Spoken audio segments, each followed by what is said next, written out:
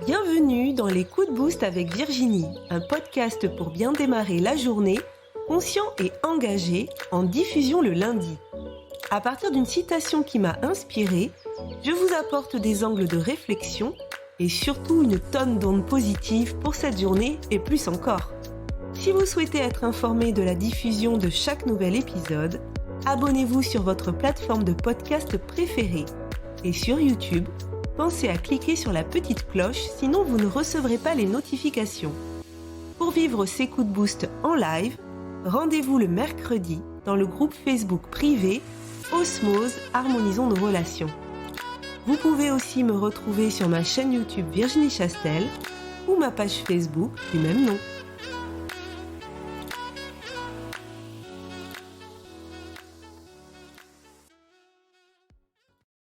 Ce matin, on va parler de bonheur. Bah oui, c'est quand même important de parler de bonheur. Et pour cette 20e, qu'est-ce qui est le plus important dans notre vie que le bonheur ? Je sais pas. Donc, la citation, c'était une citation d'Aristote. Être heureux ne signifie pas que tout est parfait.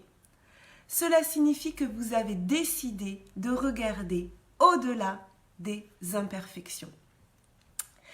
Et alors moi j'ai envie déjà de commencer, je vais vous faire travailler un petit peu ce matin. C'est quoi le bonheur pour vous ? Allez, dites-moi en commentaire, qu'est-ce que c'est le bonheur pour vous ?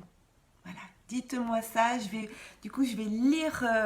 lire vos commentaires. Alors, Myriam nous dit, le bonheur, ce sont tous ces petits bonheurs qui jalonnent ma vie. Ok. Cécile nous dit un état d'esprit. France, le bonheur pour moi, un choix de chaque instant. Parfois j'oublie. Patricia dit, tu nous donnes 4 heures pour répondre. Ben ouais, ok. Prends 4 heures et puis après tu nous mets ta rédaction dans le groupe, dans le groupe Osmose. Allez Patricia, te débine pas. Mais nous une petite réponse quand même. Nat, le bonheur, c'est me sentir bien, quoi qu'il arrive. Isabelle, c'est être en paix et regarder la vie en couleur, accepter l'ombre et la lumière.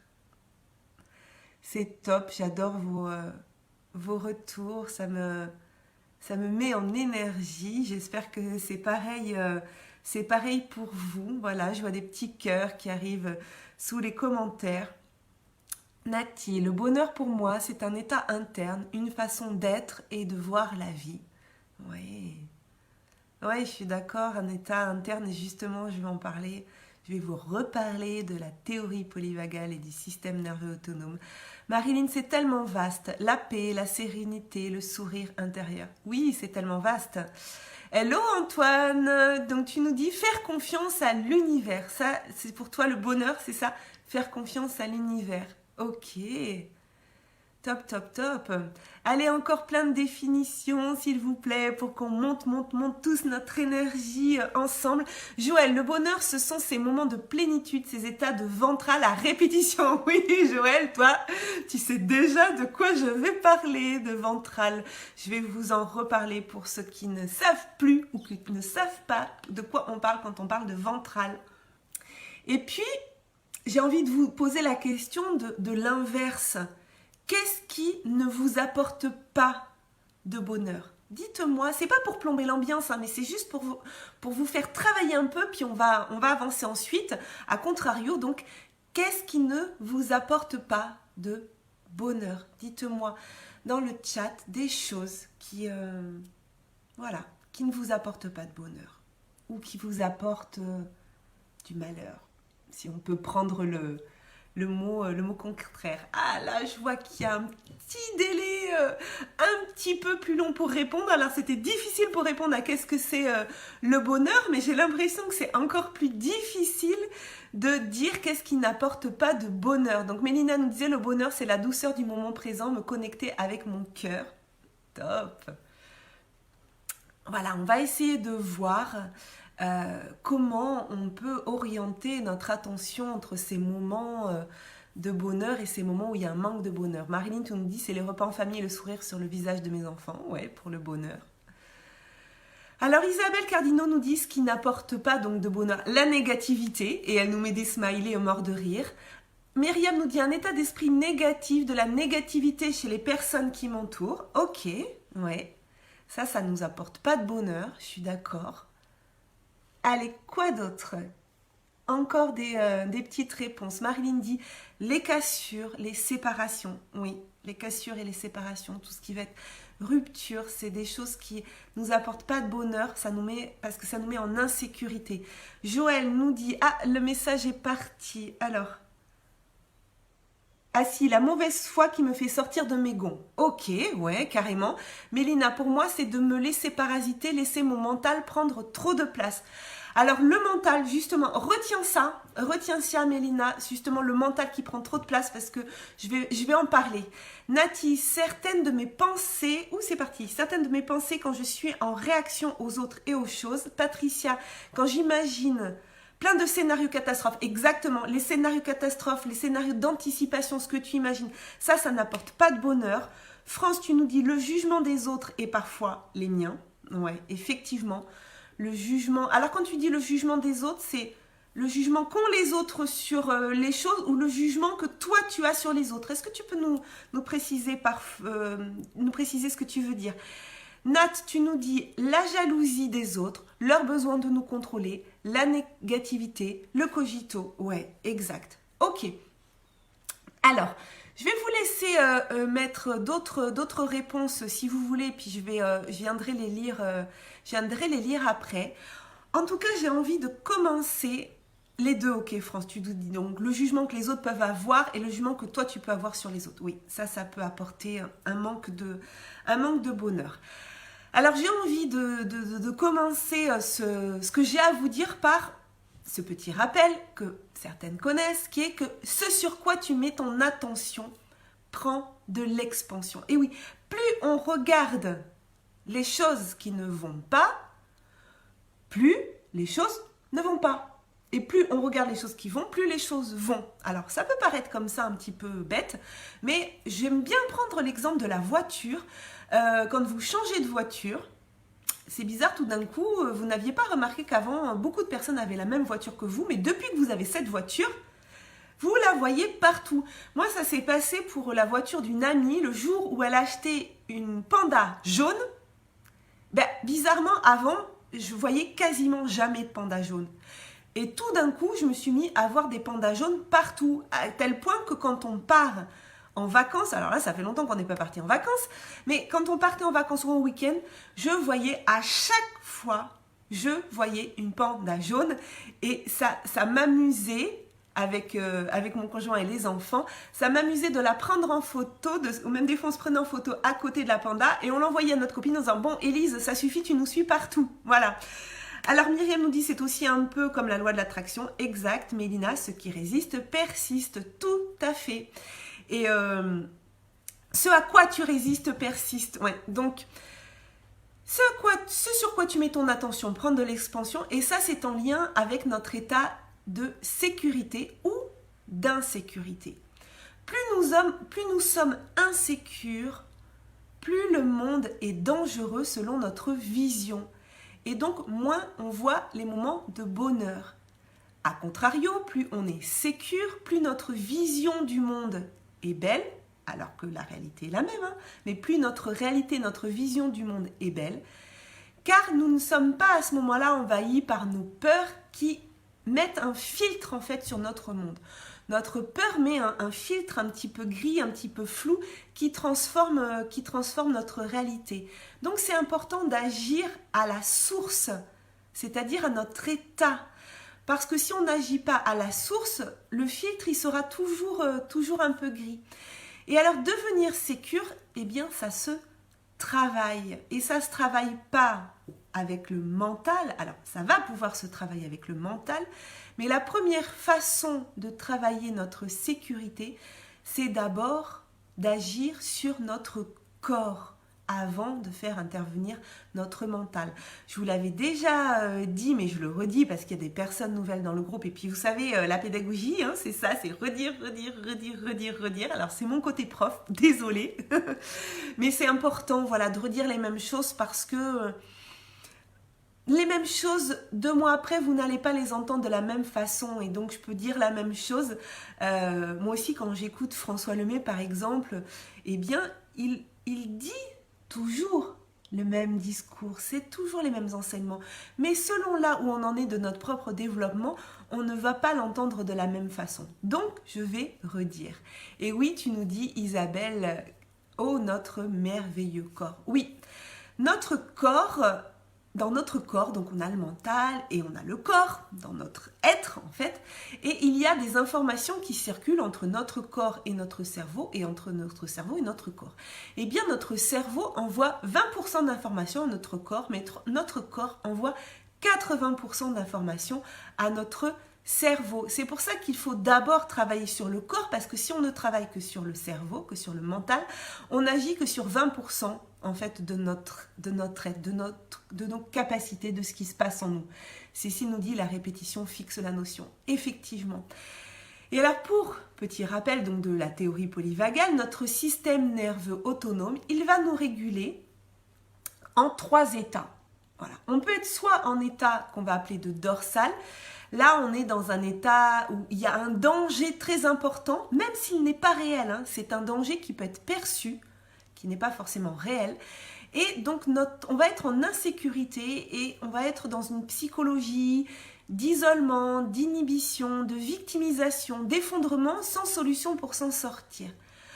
Ou alors, on peut être en état de sympathique, on est toujours en état de sécurité. On va être dans une psychologie de combat, d'effort, de mérite, mais aussi dans la recherche d'excuses pour m'en sortir ou pour ne pas faire. Donc on va être soit en sympathique agressif ou en sympathique fuyant, mais c'est toujours un état d'insécurité.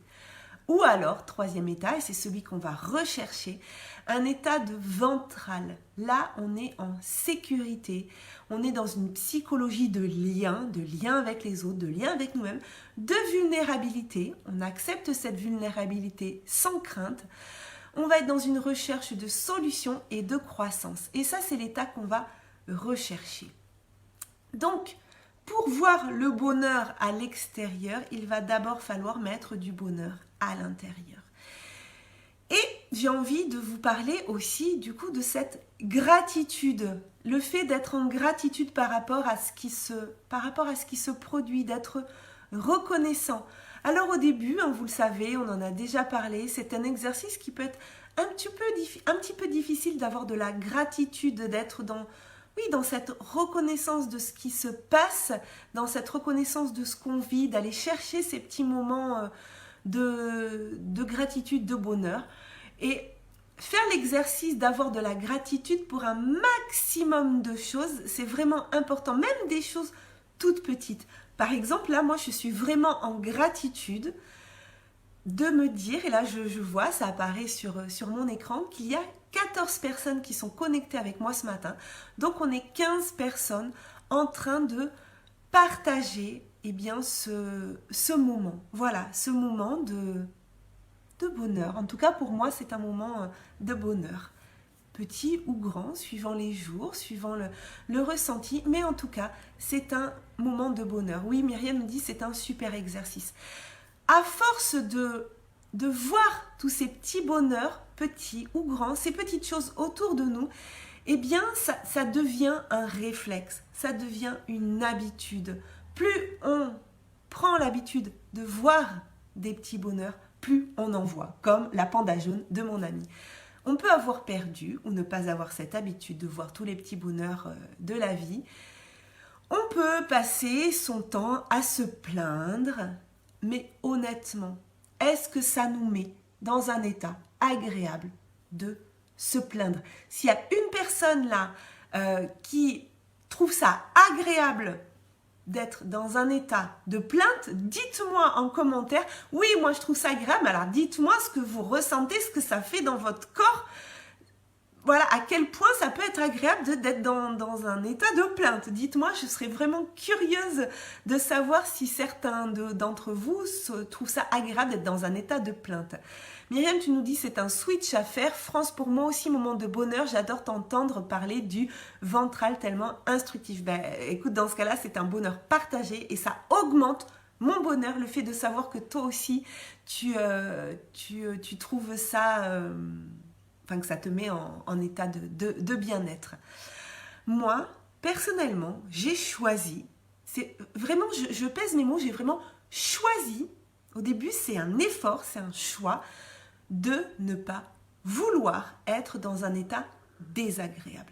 Alors, j'ai pris la responsabilité, et je pèse aussi mes mots, le mot de choix, le mot de responsabilité, de ne pas mettre mon attention sur ce qui est désagréable, sur ce qui me dérange.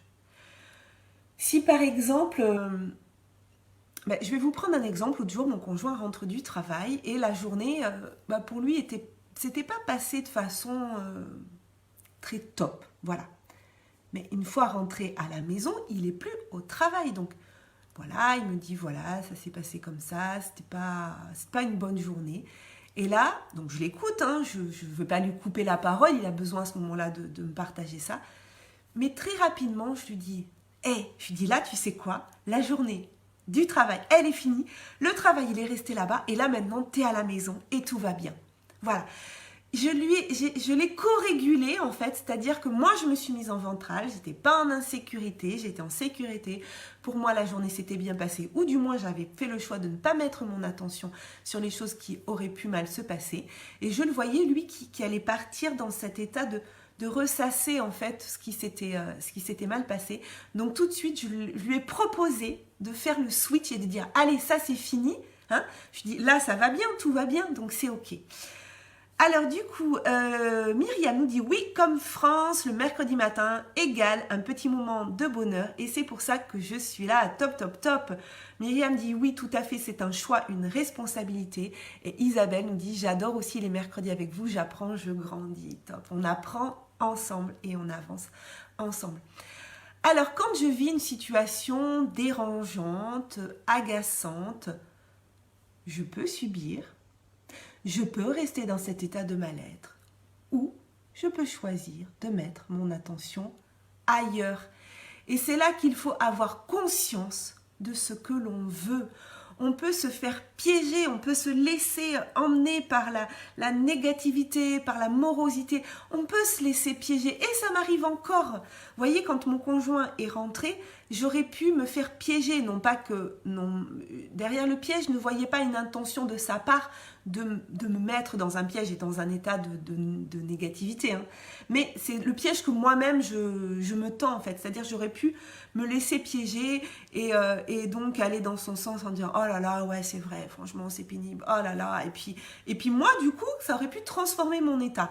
Alors non, il faut avoir conscience de ces moments-là et il faut choisir de mettre son attention sur autre chose. C'est vraiment un choix et au départ, c'est vraiment un exercice qui demande de l'énergie, il faut pas se le cacher, ça demande de l'énergie et donc ça nous pompe un peu d'énergie au départ, mais c'est pour la bonne cause et c'est pour qu'après ça devienne plus automatique. Marilyn dit, ceux qui sont dans la plainte ne se rendent pas compte le plus souvent, c'est inconscient et un exercice à faire pour apprendre à s'observer. Oui, c'est ça, exactement, on s'en rend pas compte, c'est un propre piège, on tombe dedans, donc c'est là où il y a tout un travail à faire de s'observer. Cécile nous dit notre pouvoir de choisir qui crée notre vie. Ouais, ça crée notre vie, ça crée notre réalité. Pour prendre conscience qu'on tombe dans un piège, ça veut dire qu'il faut choisir de s'observer. Alors ça peut être le soir ou par demi-journée ou juste après un événement, de refaire l'histoire en fait, de se dire ah oui mais là en fait j'ai ruminé pendant 30 minutes, j'ai tourné en boucle sur ce qu'allait pas, tout ça, j'ai pas réussi à en sortir. De prendre conscience déjà. Ça, c'est la première étape, prendre conscience des pièges dans lesquels on tombe avant de vouloir les changer. Nati nous dit, il y a 4 ans, j'ai fait ce choix en commençant par « j'arrête de râler ». Maintenant, c'est devenu ma posture journalière. Oui, on peut faire ce choix. J'arrête de râler, exactement. Myriam, c'est un exercice difficile au départ, en effet, mais après, c'est juste « waouh !» Exact.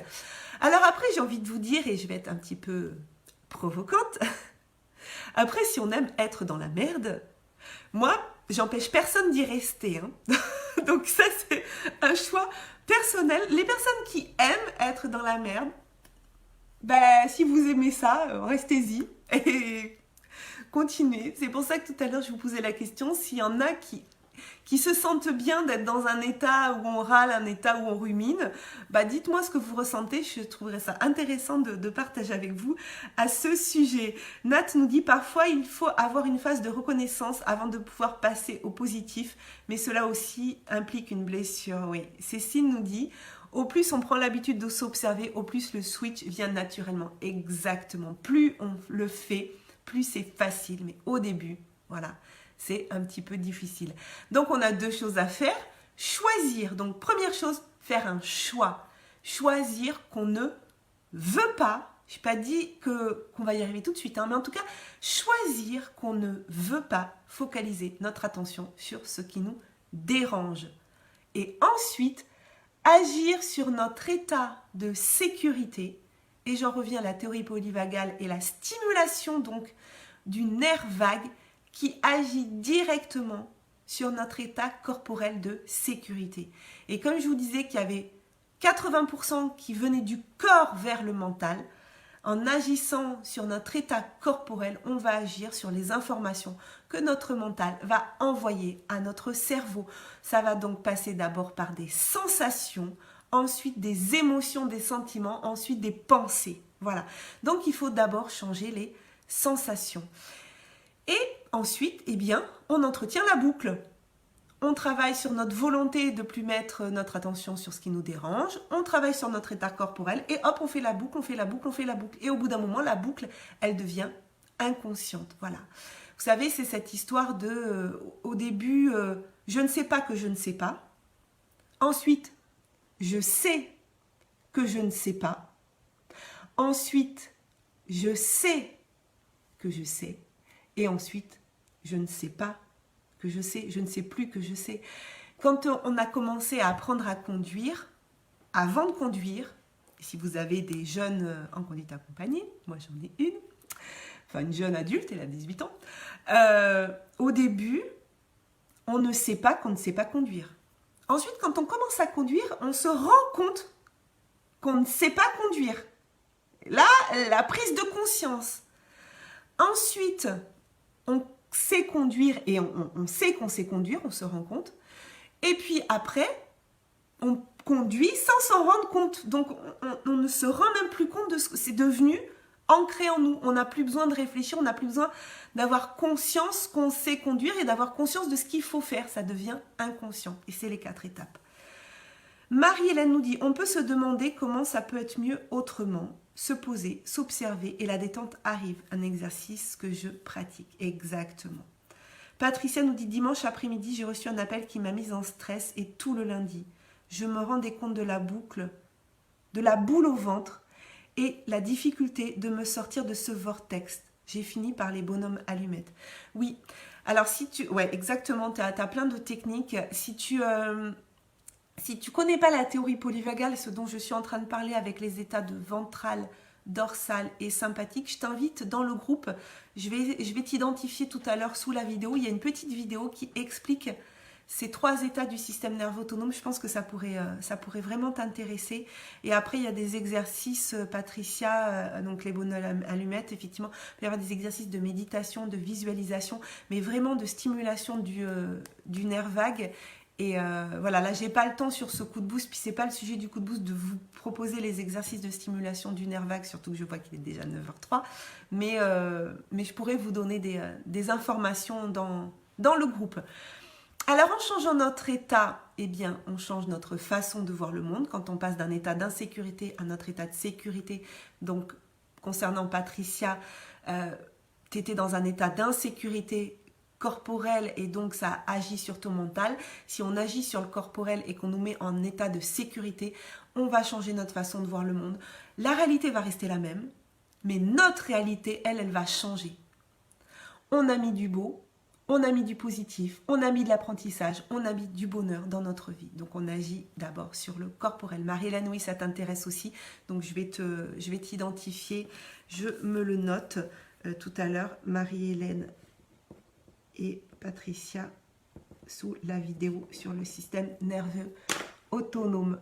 Alors, J'avais envie de vous parler là pour finir. France, tu dis, ça m'intéresse aussi, période de grands changements pour moi, besoin de travailler mon nerf vague. Ouais, donc je vais vous mettre des petites choses, des petites informations sur le nerf vague dans le groupe. Ouais, on change aussi notre vibration, exactement Cécile. Pour finir sur ce coup de boost, j'avais envie de vous rappeler cette histoire du cercle. On en a déjà parlé, mais j'en reparle et j'en reparlerai peut-être à chaque fois.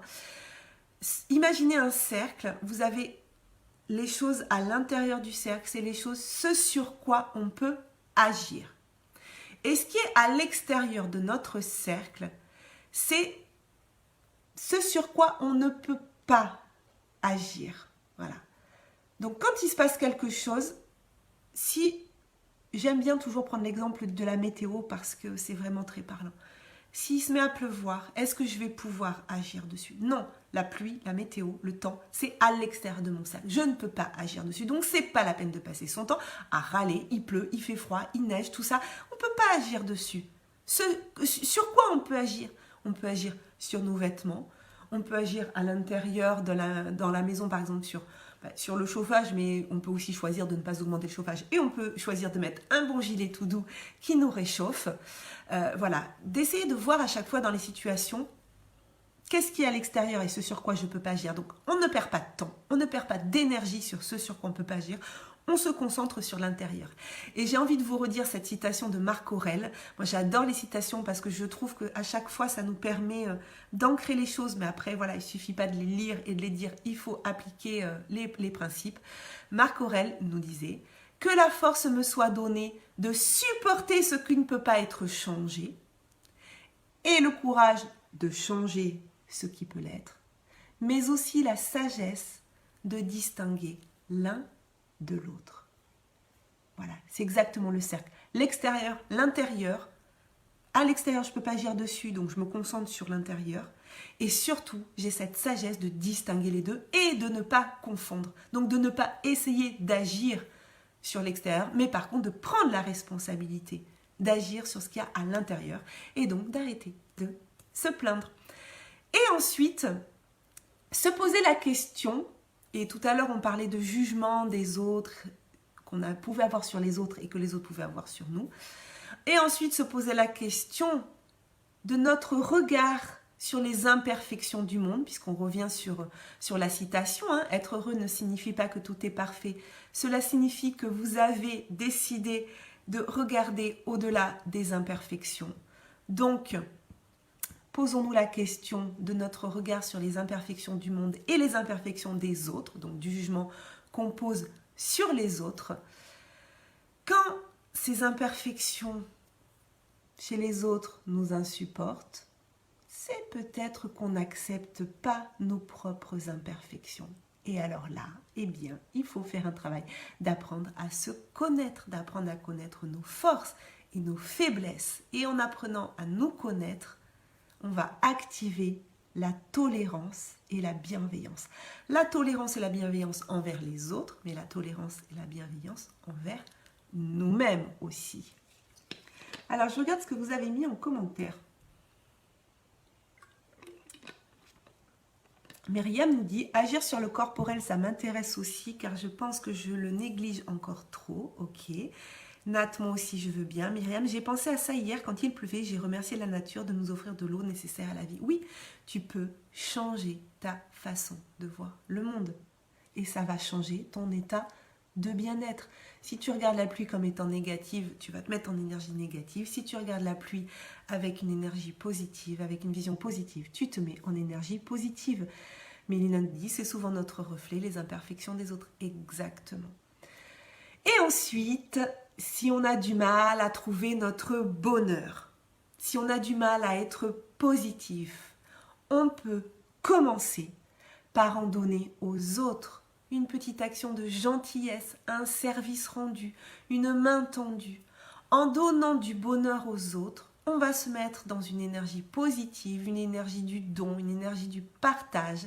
Et cela va déclencher à nous un état biochimique, hein, vous savez, l'hormone du bonheur. Donc c'est biochimique et ça confirme bien que ça passe par le corps. Ça va déclencher en nous un état biochimique de bien-être et donc on s'approche petit à petit du bonheur. Le bonheur, ça se crée, ça se partage, ça s'amplifie en fait. Le bonheur, c'est la seule chose qui augmente quand on le partage. Enfin non, c'est pas la seule chose, mais c'est une des choses qui s'amplifie quand on le partage. J'ai envie du coup de vous inviter pour finir ce coup de boost, vous inviter si vous ne connaissez pas, et je vais vous mettre aussi le lien dans le groupe Osmose, du film, du documentaire de Julien Perron. C'est quoi le bonheur pour vous? Et il y a un lien aussi, je vous le mettrai aussi de son site, je crois que c'est Citation du Bonheur ou citationbonheur.fr, je ne sais plus, je l'ai regardé ce matin, je vais vous le mettre dans le chat, où il y a plein de citations sur le bonheur.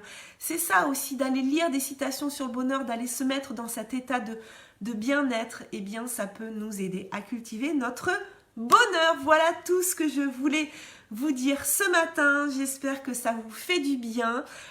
Avant de... Ben non, on va d'abord tirer la carte et ensuite, alors, vous n'hésitez pas, après le tirage de cartes, de me dire, c'est parce que des fois je peux oublier de vous le demander, quelle est votre énergie à la fin de ce coup de boost, et puis vous pouvez me dire combien de points vous avez gagné, parce que des fois je ne me rappelle pas quelle était votre énergie du début, donc l'idée c'est de voir s'il y a une progression. Jane, coucou, un grand merci, tu me dis avec plaisir. Allez, je vais tirer la carte de l'oracle, souffle de vie. Et comme je vous le disais, je les mets devant vous pour vous montrer. Vous avez vu, j'ai les yeux fermés. Hein. Vraiment, je ferme les yeux. Donc, je vais la tirer. Vous avez vu, j'ai tiré celle-là, je ne sais pas laquelle c'est. Hein. Voilà.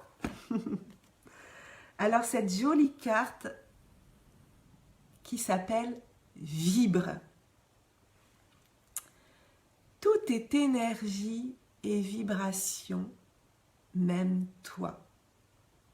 Et dans la vie, on n'attire pas ce que l'on veut, on attire ce que l'on est. Ta vibration attire à toi les personnes et les événements. Vibre l'amour et la paix, et ta vie va se transformer comme par magie. Alors, je pense encore que cette carte, c'est vraiment en accord avec ce qu'on a dit ce matin. Ta vibration attire à toi les personnes et les événements. Vibre l'amour et la paix et ta vie va se transformer comme par magie. Oui, comme nous dit Nati, ça colle complètement avec le sujet. Diane nous dit, c'est tellement vrai. Isabelle dit, j'ai tiré, regarde ce matin. T'as tiré la même ce matin? Ah non, t'as tiré regarde, pardon. T'as tiré regarde, ok. France, tu nous dis, merci Virginie, un régal comme toujours. Myriam nous dit +1 pour moi. Mélina dit vibrons le bonheur. Myriam, c'est toujours aussi dingue. Oui. Mais écoutez, voilà, je vous laisse mettre dans les commentaires si vous avez gagné, de l'énergie ce matin. Qui était en énergie déjà, on en voit plein de belles énergies.